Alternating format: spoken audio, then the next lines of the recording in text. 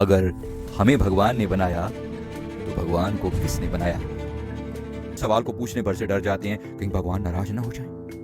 लेकिन डरिए मत, आज हम इस सवाल की गहराई में उतरने वाले हैं। और तभी हुआ एक बड़ा धमाका, यानी बिग बैंग, धड़ाम। सोचिए, अगर ये पूरी कायनात, ये आसमां, ये तारे, ये ग्रह, ये गैलेक्सी सब कुछ भगवान ने बनाया है, तो सवाल पैदा होता है कि भगवान को किसने बनाया?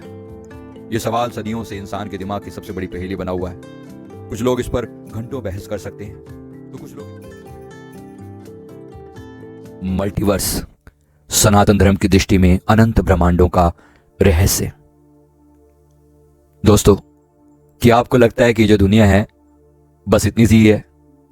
मतलब सुबह उठे, चाय पी, बॉस की डांट सुनी, बीवी के साथ झिकझिक करी, शाम को फिर पुराने वही व्हाट्सएप फॉरवर्ड देखे, इसी प्रकार जीवन चलता रहा और एक दिन मर गए। क्या बस इतना सही है ये जीवन? जी नहीं। अगर मैं कहूं कि ये दुनिया तो बस एक रियलिटी शो का एक एपिसोड मात्र है और ऐसे करोड़ों करोड़ों एपिसोड अलग अलग चैनलों पर चल रहे हैं। जी हां, बात हो रही है मल्टीवर्स की। ये कोई मार्वल वाली कॉमिक बुक स्टोरी नहीं है, बल्कि ये रहस्य सनातन धर्म में हजारों साल पहले ही लिखा जा चुका है। दोस्तों, अनंत ब्रह्मांडों का पहला सुराग। सबसे पहले तो समझिए कि मल्टीवर्स यानी अनंत ब्रह्मांड की थ्योरी कोई नई नहीं है। वेदों और उपनिषदों में हजारों साल पहले इसका जिक्र हो चुका है। छांदोग्य उपनिषद के 3 अध्याय के 14वें श्लोक में यो अयम वायो स्थाणुरयम सौम्यात्मा चैतन्य उत्पन्न स य एषो अणिमा तदात्म्यम मिदम सर्वम, मतलब ये जो आत्मा है वो हर जगह है, हर कण में है, हर ब्रह्मांड में है।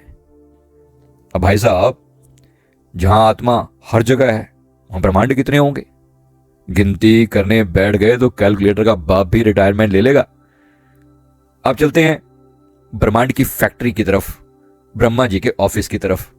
सनातन धर्म में यह कहा गया है कि हर ब्रह्मांड का अपना अपना एक निर्माता होता है। हमारे ब्रह्मांड के निर्माता हैं भगवान ब्रह्मा जी। जी हाँ, बहुत सारे एपिसोड आपने देखे होंगे और भगवान ब्रह्मा जी को कमल पुष्प पर विराजमान 4 मुख वाले स्वरूप में दिखाया जाता है। एक बार उनके बारे में थोड़ा जान लेते हैं। श्रीमद् भागवत गीता के 6 अध्याय के 16वें श्लोक में अनेक कोटि ब्रह्मांड रूपिणी माया, भगवान फरमा रहे हैं साफ साफ कि ये अनेक कोटि ब्रह्मांड यानी लाखों करोड़ ब्रह्मांड हैं और हर ब्रह्मांड का एक अलग ही ब्रह्मा जी होते हैं। तो मेरे प्यारे दोस्तों, अगर आप ये सोच रहे हैं कि ब्रह्मा जी सिर्फ एक ही हैं, तो ये तो ऐसा ही है कि जैसे एक लोकल बिस्किट कंपनी ये सोचे कि पूरी दुनिया में सिर्फ वही एक बिस्किट बेच रहे हैं। नहीं, ऐसा नहीं, और बहुत कुछ है। अनेक कोटि ब्रह्मांड हैं तो अनेक कोटि ब्रह्मा जी हैं। अब इससे आगे की यात्रा के बारे में समझते हैं। भागवत पुराण में मल्टीवर्स नेटवर्क के बारे में क्या लिखा है। 10वें स्कंद में एक ऐसा प्रसंग है जो सीधे सीधे मल्टीवर्स की थ्योरी पर मोहर लगाता है। जब भगवान श्री कृष्ण ब्रह्मा जी को अपनी लीला दिखाते हैं तो ब्रह्मा जी देखते हैं कि हर गोप गोपिका, गाय और यहां तक कि पूरा वृंदावन अलग अलग रूपों में अलग अलग ब्रह्मांडों में मौजूद है। श्रीमद् भागवत के 10वें अध्याय के 13वें स्कंद के 43वें श्लोक में एक अस्याम अवस्थायाम बहवो अयम ने च पुत्र कहा, मतलब हर ब्रह्मांड में वही घटना अलग अलग रूपों में हो रही है। तो भाई, ये जो डेजा वू वाली फीलिंग आती है ना, वो शायद आपके दूसरे यूनिवर्स वाले वर्जन के व्हाट्सएप स्टेटस की कॉपी हो, कौन जाने। मुझे लगता है कि ये सब देखा देखा सा है। आपको भी कभी आता है डेजा वू वाली फीलिंग? मतलब ये सब मैंने देखा हुआ है, ये सब मैं पहले भी कर चुका हूं, ये तो मेरे साथ हो चुका है। क्या कभी आपको फील होता है? जरा हो तो कमेंट करके जरूर बताइए। थोड़ा और आगे लेके चलते हैं आपको। अध्याय 4, भगवान शिव और टाइम ट्रेवलर साधक। अब यहां कहानी में आता है सबसे बड़ा ट्विस्ट, भगवान शिव। भगवान शिव को कहा जाता है कालों के काल, महाकाल। उनकी साधना के से एक साधक समय के बंधनों को छोड़कर मल्टीवर्स में सफर कर सकता है। फरमाते हैं कालोस्मि लोकक्षय कत प्रवृदो। कहा जाता है कि हिमालय में आज भी कुछ ऐसे योगी हैं जो हजारों सालों से अलग अलग ब्रह्मांड की यात्राएं कर रहे हैं।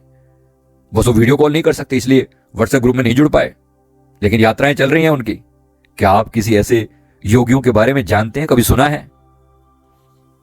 दोस्तों, मैंने भी अपने गुरुदेव श्री परमहंस सदगुरु जी की कृपा से एस्ट्रल ट्रैवल करके तिब्बत, हिमालय की यात्रा करी और वहां के अनुभव भी मेरे जेहन में हैं।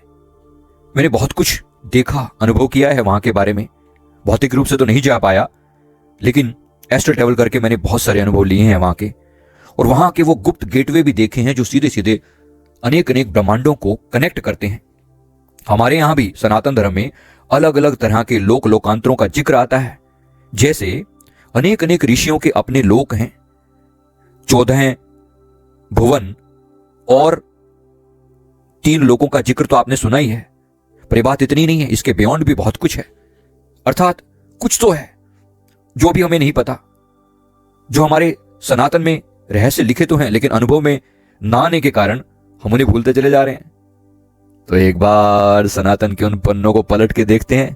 आइए हमारे साथ थोड़ी और पीछे की यात्रा करते हैं। अध्याय 5, तुम्मो साधना, पैरेलल यूनिवर्स का गेटवे। दोस्तों, तिब्बत की गुप्त साधना जिसे तुम्मो साधना कहा जाता है, इसके बारे में मैंने अलग से एक विस्तार से वीडियो डाला है।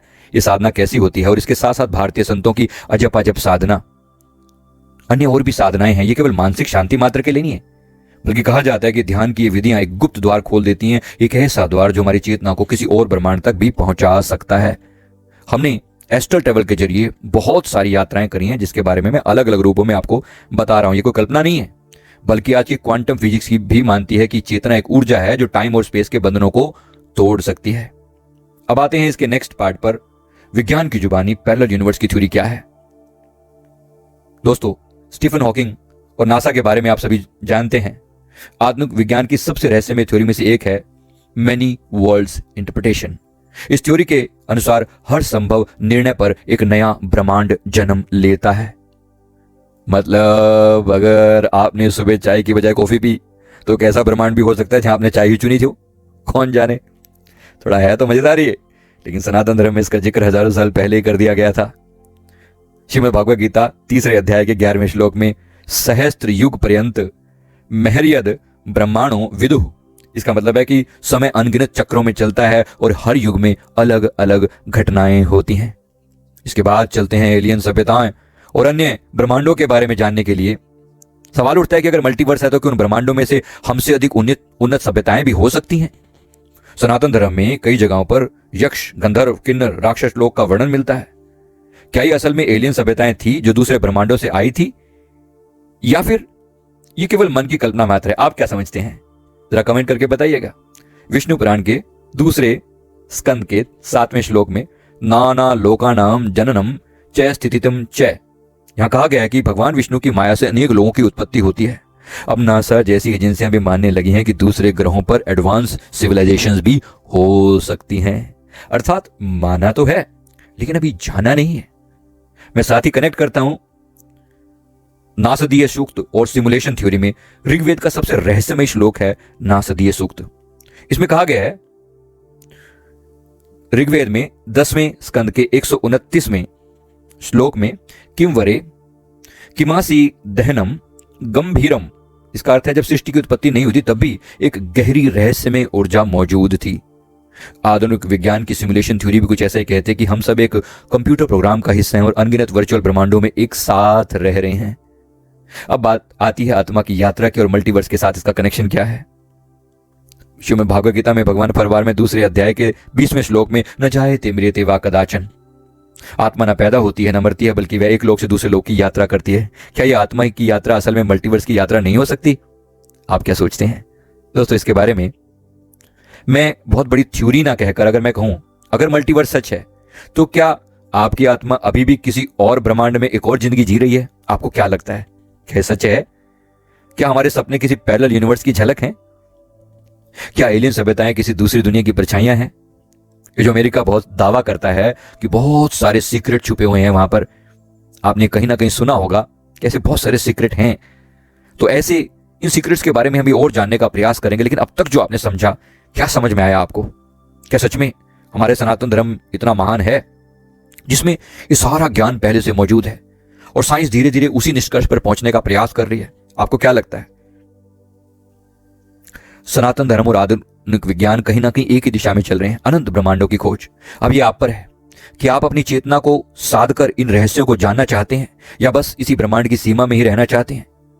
मैंने जितनी अजपा जाप की साधना करी है, मेरे श्री परमहंस सदगुरु जी ने जो मुझे समझाया है, एक बार जब आप शून्य होकर अपने भीतर स्थित हो जाते हैं तो अपने क्राउन चक्र सहस्त्रार के जरिए आप अनेक अनेक ऊर्जाओं को ग्रहण कर पाते हैं।